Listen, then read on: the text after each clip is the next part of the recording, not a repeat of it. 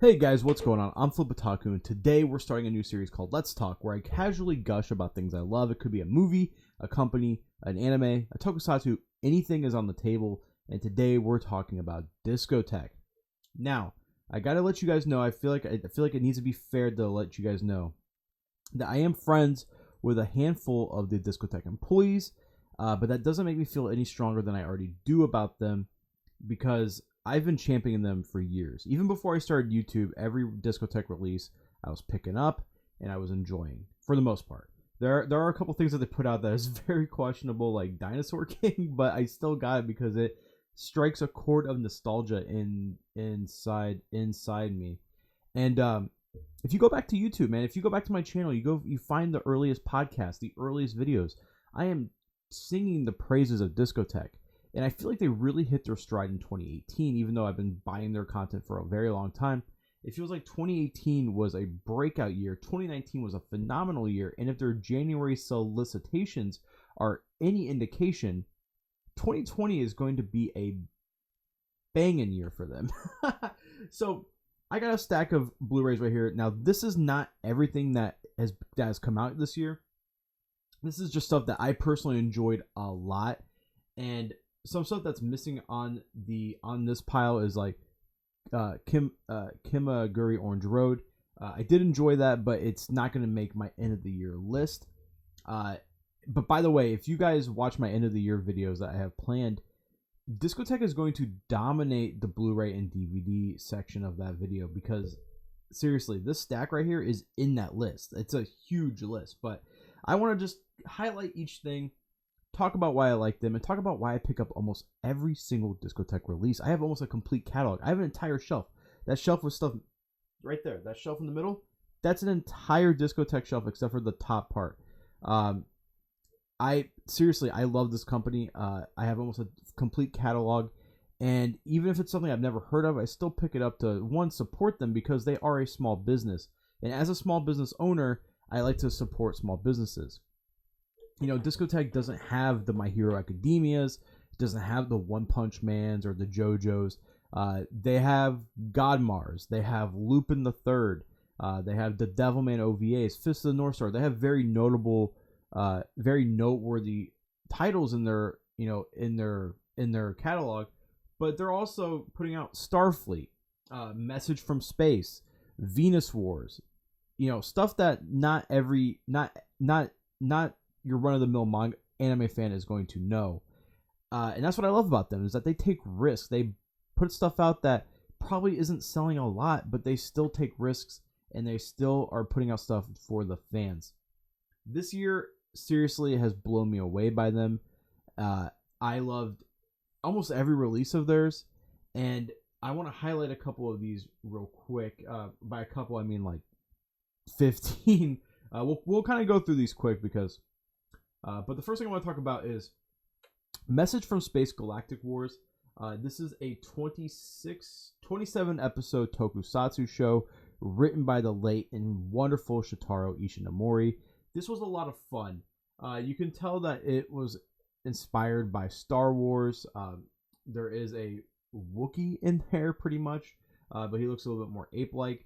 For a lot of people don't know that Shotaro Ishinomori, he is credited for creating Kamen Rider and Super Sentai and obviously Cyborg 009, but during the 70s and 80s, he was creating tokusatsu left and right, and some of them are very obscure, some of them are very bizarre, some of them aren't that good, but this one is seriously some of the most fun I've had watching anything this year.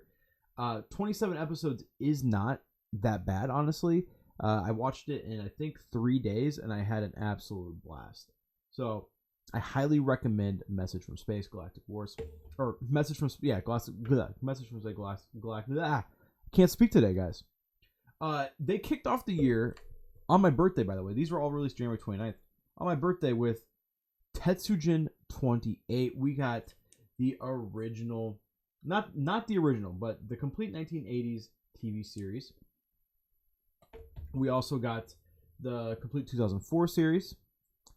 And we got Morning Moon of Midday. Now, Tetsujin 28 is an old giant robot series. This predates Mazinger, and not these releases, not these releases right here, but the franchise as a whole predates Mazinger Z, which is probably the most recognizable giant robot.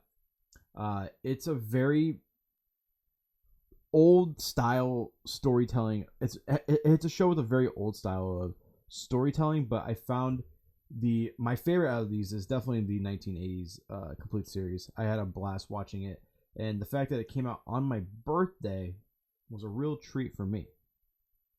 And then we got Starfleet, which is also known as X Bomber. This is a marionette show created by Go Nagai, and Go Nagai seriously is one of my favorite creators of all time. Everything from Devilman to Cutie Honey to Starfleet. This is, you can tell the puppetry isn't as advanced as something like Thunderbolt Fantasy, obviously, because this came out a long time ago. But it has a charm to it, and it has a quirkiness to it that still holds up today. I love the robot in this. And this is one of my favorite Blu-rays of the year. Period. This came out, I think, in March, and again, it's 49 episodes, I believe, on a single disc. Let me check it. I think it's a single disc. Yes, it's a single disc. And on the inside here, they have almost a reversible cover. I don't know if you guys can tell, but it has like little layouts of the ship and stuff. That's another thing Discotek is really good at, is including a bunch of like extras. And every release feels like it was crafted with love and care. They have a very grassroots feel to Discotek. Just has a grassroots feel in general. The way that, if they're missing something and they're trying to find trailers, they'll say, hey guys, do you guys have, like, they'll reach out to the fans, try to see if they have it, and try to pack as much goodies into each release as possible. And then I think a monumental release for them, and not just for them, but for Justin Vegas in general. If you guys follow Justin on Twitter, if you guys know the story of this release, it was a horrible experience for them. We're talking about Cyborg 009. Now, I found out about this series, like everyone my age, from Toonami. This is 51 episodes. The 51st episode was never aired, so this is the first time seeing it. Justin's pretty hard on himself. He's kind of a perfectionist. He did say, the later half looks pretty bad. I honestly think for what they had to go through, and I'm not going to get into that. I'm going to let if you guys want to hear Justin talk about that, he was on an Ancast episode, I believe, last year talking about this release. It was a very hard process. And thank you, Justin, for sticking with it, and thank you, Discotek, for sticking with it, because I think a lot of companies would have just been like, screw this, we're dropping this. The amount of work, the amount of effort, the amount of love that went into this release needs to be highlighted, because I'm so thankful for this. This is another property created by Shotaro Ishinomori. Cyborg 009 is one of my favorite superhero groups, period. These are a group of superheroes, and this show, I watched it in one sitting this year. I played Fire Emblem Three Houses and watched this in the background, and I had a blast with it. And then, this is the other thing I love about them, is that I said earlier that they put out Dinosaur King. Every once in a while, they put out a bunch of kids shows, but I still pick them up because I'm a kid at heart, and I'm talking about Beyblade. So we got Beyblade G Revolution, Beyblade V-Force, and the original classic first series. 51, 52, and 51 episodes. So you're looking at over 150 episodes of Beyblade. And did I watch all these this year? Yeah, I did. I actually really like Beyblade. I think it's fun. And recently my wife bought me so for Christmas, I was trying to sneak her gift in, and she caught me. I thought she was taking a nap because our baby takes a nap at noon. I was at work. The package came. I ran home and got it, and I was carrying up the stairs, and she was like, "What's that?" And I was like, nothing. And then I let her open it, and then she let me open up a gift early, and it was Beyblades, because she knows how much I love Beyblades. But this was a lot of fun. Honestly, if you have a kid, or if you are still a kid at heart, pick this up and let her rip.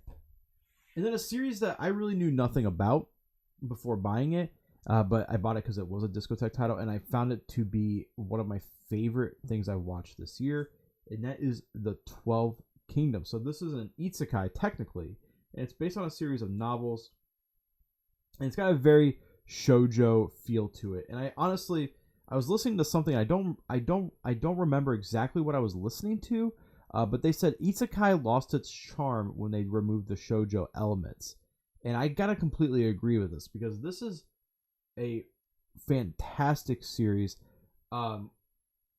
I love it. The world feels so fleshed out and vast, and honestly, you forget that it's an isekai, which is something that is very hard to do. And I'm very hard on isekai. If you guys go back, to a couple of the old Dadcast or whatever, you guys will hear me shit on isekai because I do think isekais kind of suck, and they are all over the place now. But yeah, the 12 Kingdoms has been a wonderful series to watch, and I highly recommend you guys pick it up, especially if you are a fan of modern isekai. Pick this up, check it out, guys. And then a series that I picked up and me and my daughter actually ended up enjoying. She didn't watch all of it. I didn't finish all of it either, but from what we watched, we both enjoyed, and that is The Wizard of Oz. I don't have much to say about this because I'm not an expert, but it feels like a grand adventure of The Wizard of Oz. I'm not a big fan of the old. I'm not a fan of The Wizard of Oz property, but I picked this up and had a pretty decent time with what I watched. So I just wanted to highlight that for you guys. This is the complete series in the original Japanese language with English subtitles. I believe they released a vice versa with an English dub. So, and then these next three just came out. I just got these today, but I want to highlight them because, man, I'm excited to watch them. We're talking about Giant Robo, guys. Giant fucking Robo. It's finally here. You guys know me. If you guys subbed to my channel, you guys know I'm a mecha fan. I am a diehard mecha fan, and it was my most anticipated Blu-ray for the end of the year, and it's here finally. It's here early, and I am so excited to dive into it. This is 7 OVAs. Expect a review on this coming soon. I'm gonna try to binge it on my weekends off now. And then we also got Metabots. I love Metabots. I feel like it's an underrated kids show. And this is all 26 episodes. Dubbed. This is the English version. I believe they have plans on releasing the original Japanese Metarots. Hopefully that's true, and hopefully we get more seasons because I would love to have a complete Metabot collection. And then I want to highlight this Yawa Mushi Pedal Grand Road. The first Blu-ray came out this year as well. The first series is the second season, and this show honestly makes me want to get a bike. Based Senpai said that this show made him get a bike and go and actually ride. So it's a blast. I have a lot of fun. It's pretty intense. And then we got new Cutie Honey. Out of the 2 Cutie Honey Blu-rays I picked up this year, this and Cutie Honey Universe, this is way better. This is a classic in my opinion. Go pick this up if you are a fan of magical girls, but you want a little bit more, sexiness to it. I really enjoyed this. I don't know how many episodes. It's 8 episodes on one disc, 240 minutes. It's not too bad. Pick this up, guys. And then another release that was completely sidelined me. I didn't like when they announced that they had this license. I was like, wait, what? We're talking about Voltus 5. Voltus 5 is part of the Robot Romance trilogy, I believe is what the title of that sub-series. Like, it's kind of all connected. Yeah, this was a lot of fun. This is very old. Some of the animation isn't quite up to par for modern sensibilities. But this is seriously one of my favorite releases of the year. I love the fact that we get Giant Robo, which is a beloved OVA series. And not to say that this isn't beloved, but then we get this, an obscure robot series. So it's 40 episodes on one Blu-ray disc. I don't know how Justin does it, honestly. You would think, standard definition on Blu-ray, they are able to fit more content on a single disc. But it doesn't lose any of its audio or visual quality. I don't know how they're able to do that, but Justin he's a wizard. Justin, if you're watching this, you are a wizard, my friend. And then my favorite release of the year, I've talked about this hundreds of times, Mega Beast Investigator Juspian. I'm a huge Tokusatsu fan. You guys know this. Metal Heroes might be my favorite tokusatsu franchise, and the fact that we got an official one, and the way that this came about. So this is actually Space Wolf Just Band, I believe. Mega Beast fan subs is the group. It's two guys named one name is Lou, and the other one I don't know. Sorry, buddy. I follow both of them on Twitter. I've talked to Lou, fantastic guy. So they put the name Mega Beast Investigator Just Band. So he's investigating the Mega Beast. The show's production quality starts off super high. I mean, insanely high. And as the show goes on, it does kind of suffer a little bit. But this, I've watched this more than 3 times. My wife actually, one of her only tweets on Twitter is, "I love my husband, but if you watch his Just Band one more time, I'm packing my bags." Some of the catchiest songs of any tokusatsu. And the main character, is he on any of these here? The main character has the best hair I have seen on an Asian guy. He's got a beautiful fro. It's permed. It's just, man, I wish I had that hair because I'm losing my hair. As a balding wop, I am losing my hair and I'm jealous of Justinian's hair. And then we got Nutcracker Fantasy. This is a short little movie, stop motion. It was a production by Sanrio, the company behind Hello Kitty. And my wife and I watched this, and she thought it was pretty creepy. It is very creepy, honestly. But it's a cute little story, and I'm glad that we have this. And then probably the most important release for them of the year, Space Adventure Cobra in 4K. This is the first 4K anime in the States. So they released this, and I was very hesitant. I was like, you know what, anime in 4K, that sounds dumb. Holy shit! Watching it, I wish every anime was in 4K now, because they are just it's beautiful. They announced that Castle of Cagliostro is going to be their next 4K release, which is insane. We're getting a Hayao Miyazaki film in 4K, which is just, it's a dream come true. Now, some other titles that I wanted to highlight: Fist of the North Star. You can get the entire series and the movie on Blu-ray. One of the coolest, most manliest, badass series of all time. They have a couple Getter Robo DVDs: Venus Mars, Vampire Hunter D Bloodlust, Ghost Shogun, Baldios, Great Mazinger, Mazinger Z the Impact, Blue Seed, Giant Gorg, which is right here actually.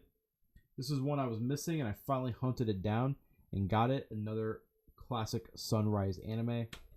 They have a bunch, and I mean a bunch, of Lupin the Third. They have part 1 right here. And then part 4 ends in January. So their January solicitations are Lupin Part 4,